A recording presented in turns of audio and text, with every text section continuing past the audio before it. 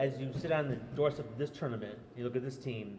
Where do you slot this team right now as far as previous teams and expectations? Well, I think a team that has worked as hard or harder than any team we've ever had, and whenever you get that, they get better. And so this team has gotten better from day one till now, as individuals and as a group. And I think we're pretty happy with where we are as far as how much they've improved. And now we're just trying to put 60 minutes together going into the playoffs here. Of your 5 title teams that you coached, was there one that was the most surprising, in retrospect, that they wound up winning? I'd have to go back and really look at that. We've been coaching for a while now and been part of 11 national championships, so I'd have to go down and sit down and separate them out to take a look at it.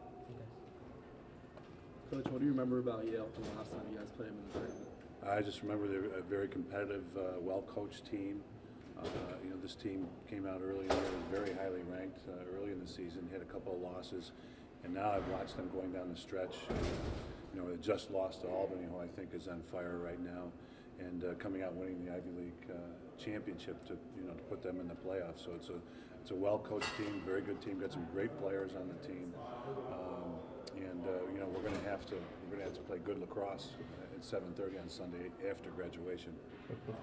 John, one of the great players, Ben Reeves. Have you seen him at all on tape at this year? Yeah. Good size, does everything. He really distributes the ball well.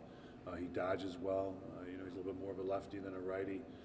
They don't just put him behind the cage like a traditional attackman. They'll put him up top and have him sweep going to the goal like a midfielder. He's a very complete player. Good size, 6'2". Not the easiest guy in the world to cover. One of the better players in the country. What makes Nick and Sergio such a dynamic duo between the two of them together? Sergio and Nick, Marion. Oh, and Nick. It's a nice 1-2 punch we have up top there. I think that Sergio's been drawing the pole quite a bit with his great quickness and his great speed and the ability to go with both hands. And Nick's a force.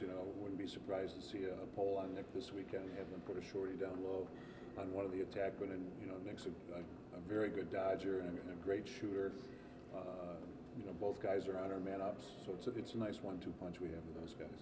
If someone said, maybe a few years back, that they'd be the 1-2 punch of the midfield for you this year, how surprised would you have been? Well, in Sergio's case, pretty surprised. There was a time, he came here, got an injury early on, and we had a big roster in those days, and he really wasn't. I wouldn't have called him an offensive mid. He had a lot to learn at the time, so I think him has come a long ways. He really has. And his athleticism has really helped us there and be a threat. Nick came in, a leading scorer from UMass in his freshman and sophomore year, so I'm not as surprised with Nick as Sergio. But Nick's improved since he's been here too, and we've asked him to play a couple positions, the attack and midi, brought him back into the midfield so that we'd be able to attack the other team's short stick up top a little more. So that's it. How quickly did you get the preparation underway as soon as the matchup was revealed? Right away, started to look at them last night, and definitely dove in this morning, and the other coaches have already been watching film, so we can figure out who they are, their tendencies, what they want to do. We'll start with them this afternoon, a little bit of film. We'll start more with the clears and rides and their general aspect of who they are, then tomorrow jump into it even with more detail with the team. Coach, all these one-goal games that you've played, do you think they can help you when you get to a one-and-done tournament, when the guys can perform well under pressure? Well, I certainly hope so, because I sound a lot like you after most of these games this year. I think it only can. That we've had a lot of experience in these kinds of games, and I think if we're in a tight one, we'll be able to perform. When you look at the brackets and how they broke down, any general observations about the field, maybe compared to you've seen a whole bunch of brackets now. What does this field look like to you? The most competitive that I've ever seen. I think these first round games. Look at our game with Yale. A few years back that was a Final Four game, and now it's a first round game. And you see teams like Albany and North Carolina playing in the first round. So it's the most competitive field I've seen so far. Really? So the difference between each team is like very little. Yeah, very little. Yeah, every game is close. And Coach, you mentioned the one-goal games, and you guys had the nine-game win streak and the #1 ranking before losing to UNC and then a close game against Colgate. How much do you think that served as a kind of like a wake-up call for the team as a whole entering the tournament play? Well, I think it has. You're talking more about Colgate or North Carolina?